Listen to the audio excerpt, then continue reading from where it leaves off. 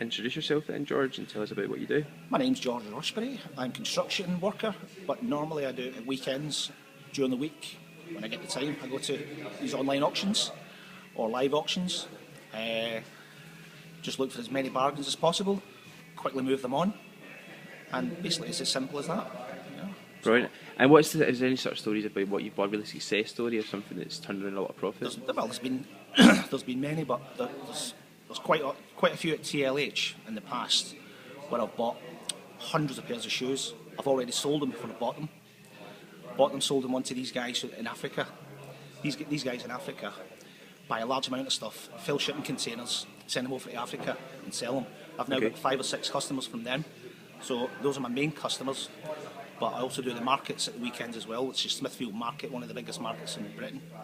So that's a good earner as well. Sure. It's all about quick profit, buy stuff quickly, flip it over, move on to the next one. Yeah, what was it you called it? Quick flip? Is that your quick flip, that's quick flip, that's it. Brilliant. Which is buy it, sell it and move on to the next one. Right, okay. Yeah. And what got you into it in the first place then? What made you try in construction before, weren't you? I was in construction, but I'd always been a wheeler and dealer in certain aspects, always buy and sell stuff over the years. And when I moved to Manchester from the Channel Islands, I actually looked for the auctions because I was always interested in them. When I saw the auction, I actually lived in Royton, and there's an auction in Royton called TLH. I went there one day. From that day, I've been hooked. Brilliant. Simple as that, yeah. Yeah. So you sell it in marketplaces, carpet sales, online, anywhere, Gumtree, Manchester, eBay, whatever it can sell, I'll sell it. Whoever will buy it, I'll sell it to them. Yeah. Simple as that, yeah. Excellent. Okay. And do you see yourself as quite competitive as well in terms of the kind of the bidding side of things? Is there a bit of a bidding war going on, or is that? There is I mean, there's obviously, you get to know people at the auctions. You get to know what kind of stuff they buy. Yes. You know, so sometimes we'll have a chat with each other and keep away from their lots. So I'll let them go for a lot that I might have been interested in, and vice versa. You know, so obviously you try to get the stuff as cheap as possible to sell it at maximum profit. Okay. You know, so it's as simple as that. So you've always got a plan in terms of what you're buying. And there's always a plan, you know. But I'll just say you unexpected things. Like last week, I came in here to buy 4 pallets of stuff, and there was a little old lady at the front who just stood there with her hand up. So you get to the stage where you've got in your head a maximum price that you're going to obviously go for before you back down. Right. Okay. Before you're going to lose your profit margin, and you can tell with people who are not going to give in. So this little lady just sat there. You know, and that was it. So it was done and dusted. So you pull back from it then. You just move on to the next one. Right, okie doke, excellent.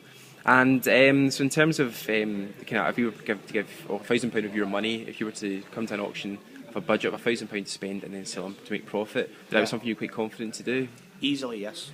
Yeah, absolutely, yeah. And always, at least for any business, but especially on here, which I do, I go for a minimum of 100% profit.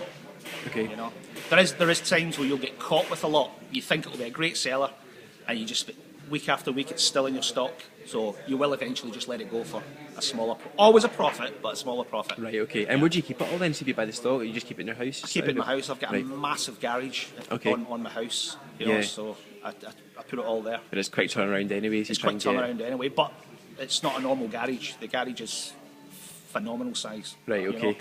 Smashing. And you're local then to here? You live there? Yeah, I live about 10 minutes from here. Okay. I live in Chadderton. Right. Which is it's just up in the south of Manchester.